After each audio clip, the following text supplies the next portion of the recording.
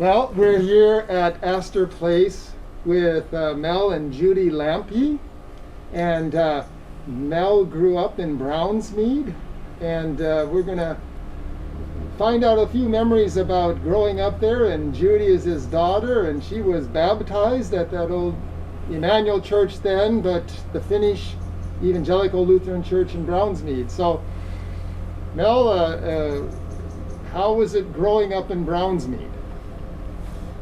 Well, it was sort of isolated. Yeah. Were you all farmers? Well, I grew up on a farm. My dad was a logger. Oh. The farm didn't generate enough income for two families, but we had our house on that place. And where in Brownsmead? on the Ulrich Point Road, Well, Aldrich. last place on the road. So you knew the Gertelas and... Oh yes, I knew him. Lucy and Jalmer were the grandparents, Gertelas, when I was there. And what were your memories of church life there? Well, I can't remember exactly how we got there, but we went to Sunday school, which was before church. And it was really cold in the winter time, and they warmed the church up while Sunday school was going on, getting it ready for church. And Tauno Sarampa would come across the street, he lived across the street, and stoke up the wood furnace, and we'd all fight over the warm air registers up on the next floor. So the furnace was downstairs then? Yeah. And about how many were you back then? In Sunday school? Yeah. I can't really remember, but I have a picture that we didn't bring of the old Sunday school bus, and Howard Keister was the driver, and there was probably maybe 20. Oh, and they'd pick you up and bring you to Sunday school? Yeah. Oh. And how about confirmation? I got confirmed by a pastor that came down from Astoria and ran confirmation school there for the duration when I went. And his name was Kaskinen. And did you enjoy confirmation? Well, yeah, to a certain extent. Or did he make you memorize a lot of stuff? Oh, he was old school. He was strict. Now, Lila Booth talked about, going to school and not knowing English, and so you were set beside her to translate until she could learn English. Yeah. How did you learn? How did you speak Finnish, or how did you? Because you knew English too. My grandmother was still alive and lived at home, and that was the only way we would talk with her, because she couldn't learn English. So you had siblings then, right? I had an older sister that's a year and a half older, and a brother that's 13 years younger. My grandmother was Alexandra Eriksson, and she lived with my single uncle Arthur Eriksson, and they were both charter members of the church in Brownsmead. And where did they come? Did they come from Finland, or were they? My grandmother did. My uncle was born in Astoria. So then your grandparents came from Finland? Yeah, all four of them. Both sides of the family? Yeah. And the families knew each other in Finland. And were you weren't living still though in Brownsmead when Emmanuel was built, the new Emmanuel? I was living in Portland. We'd come down weekends. Oh. And my dad was working on it. I went out there once when he was working on it. He was putting shingles or shakes on the outside. Oh, so the members built that then? Well, they worked at it, yeah. I don't know exactly who the contractor was. And do you have any memories of Judy was baptized there. You must have gotten back to Brownsmead Church. She was baptized by Marvin Pekala. He was the first full-time minister they had there. And your other daughter and Well, they're a little bit younger and they missed out on it. so, and you also though have a side of the family that grew up over there by the old Fort Clatsop. That's where my grandparents on my dad's side had a farm there. And they were Finnish as well. They were. So did they know that they were right across from the old historic fort? I don't know about that part. Well, tell them about the marker when you were a kid. There wasn't anything really there when I was growing up. That all came along later. Oh.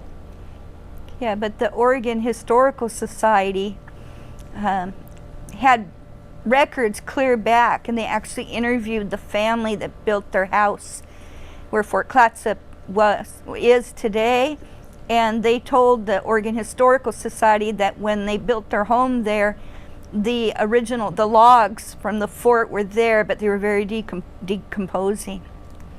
It was just a pile of rotten logs. Yeah. When I saw it back when I was young. And the Oregon Historical Society put a rock there with a plaque on it, but that's gone. And when I worked there, somebody asked him, oh, the spruce trees there. Somebody wanted to know how old those were. Were they like 100 years old? And he said no. He goes, this was a potato field when I was a kid. So those big spruce trees at Fort Clatsop are maybe 80 years old now, but they weren't there when he was a kid. Okay, Mel, there's one thing that I know about Finns, and I haven't really heard that much here, and that's about sauna culture. So I know Finns are big sauna takers. Did you have a Brownsmead sauna? Yes. Where was it? It was on my grandparents' farm where we lived. And was that like a weekly thing, a daily, a monthly? Saturday night. Saturday night. Yeah, and some of the neighbors would come over. And did you do the hot-cold treatment? They'd start warming the sauna up first thing in the morning on Saturday. I guess it was Saturday morning. And warm it up all day, and it was good and hot that evening. So you go out and work, and then you'd come back in the evening, and Yeah. And what did you take with the sauna? Like food or drink, or was it a? Well, we didn't take food in there, but some of the men had their drinks. But You would just get together and go and take a sauna then? yeah, all the males would go in one trip and all the females in another one. And it was a big sauna. It would hold a lot of people. Wow. So, and how many of these were around Brownsmead, or was it just yours? No, there was a few of them scattered around. And let's see, what else is there to remember about it? Well, I know you talk to a Finn any place in the world, and they will tell you where the sauna is. Yeah. Yeah. And I also grew up taking sauna. We lived in Portland. That's where he moved to have his career. But we would come to Brownsmead on the weekends. And then I'd go stay there in the summertime with my grandparents. But it was Saturday, was really a family day. Grandma'd make a great big dinner, and the entire family would eat together. And we always had to watch Lawrence Welk and Hee Haw every Saturday night and take sauna. And when I was a kid, like, my parents would go together, and my aunt and her husband would go together, and then the children would go. So I would go with my sisters, and we only had one boy in the family. I think he went with his parents. But I mean, the higher you went up, the higher the bench you went on, the hotter it was. And then we'd throw water on the rocks in the stove. And when I was a kid, I'd bring my friends from Portland. They'd last about 2 minutes, and they're like, I can't take it, and they'd leave. And we'd be in there for, I don't know, half an hour, Dad, right? Yeah, about half an hour.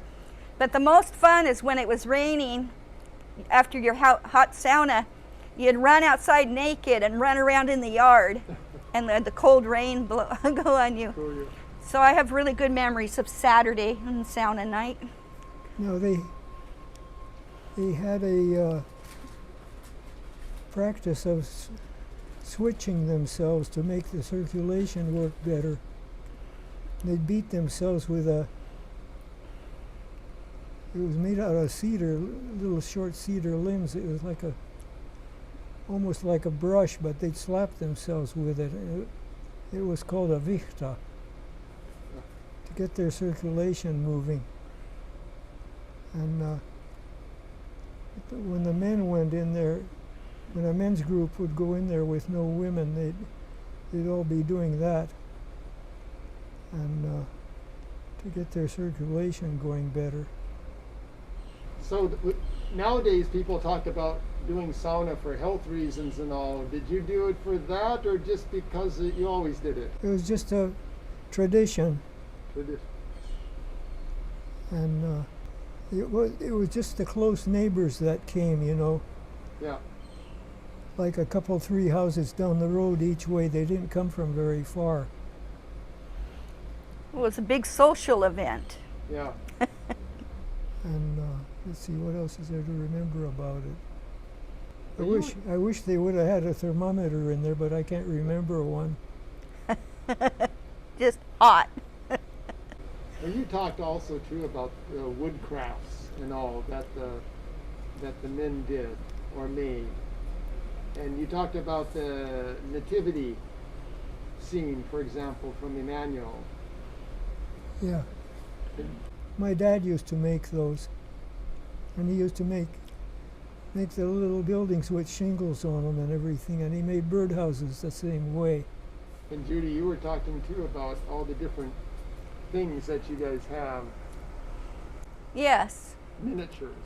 I always joke that you never call a Finn cheap, they're frugal. And my grandparent, he made all of our Christmas presents, and that they didn't buy wrapping paper. They would take the brown grocery bags and cut them up, and that's what our presents were wrapped in, with string. And he would make us a toy or a miniature building every year. So I have a miniature replica of my aunt's horse barn. I have a replica of the family sauna, wood room, dressing room, and the actual sauna room. I remember one year he made machine guns for all the boys. And it had a crank on the side, and you cranked it, and they made a gun sound when you cranked it.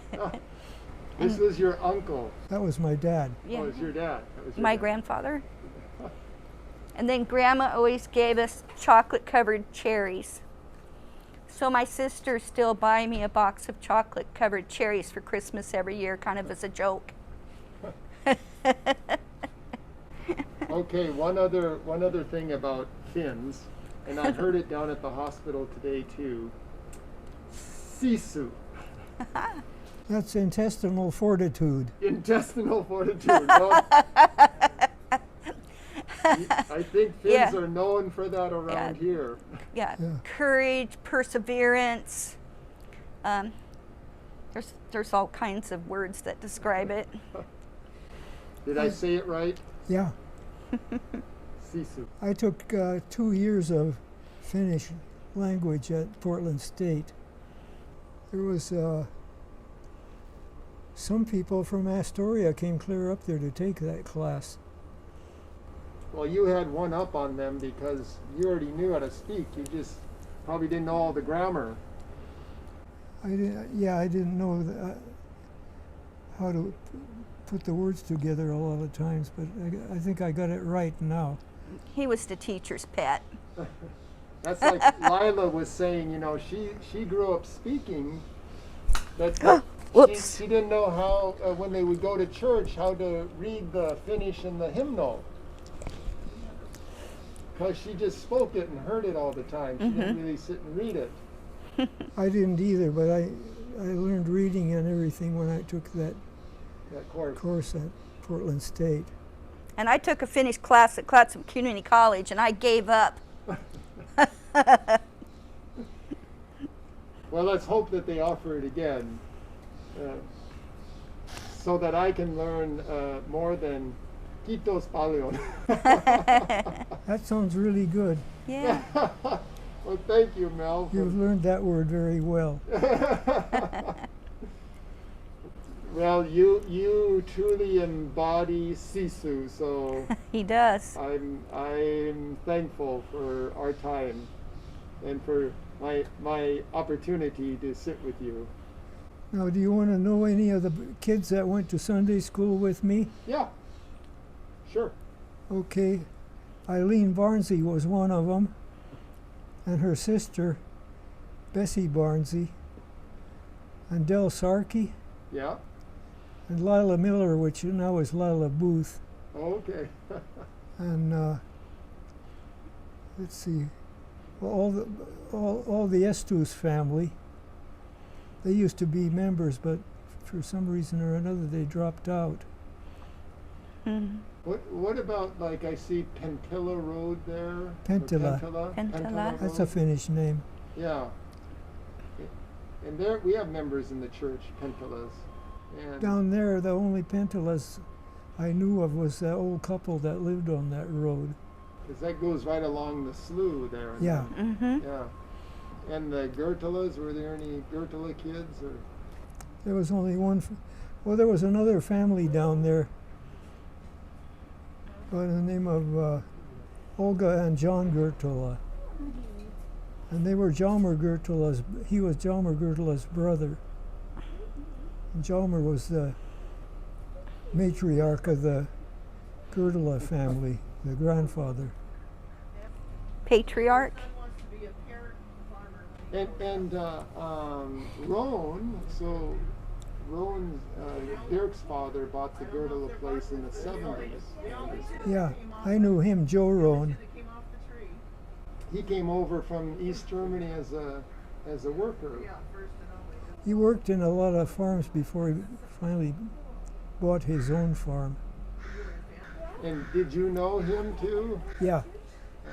He got really mad at me once. I was on bad terms with him for a while. We had 2 dogs show up at our place and couldn't figure out whose they were. I showed them to everybody I seen, and I even hauled them around the country in the back of my truck.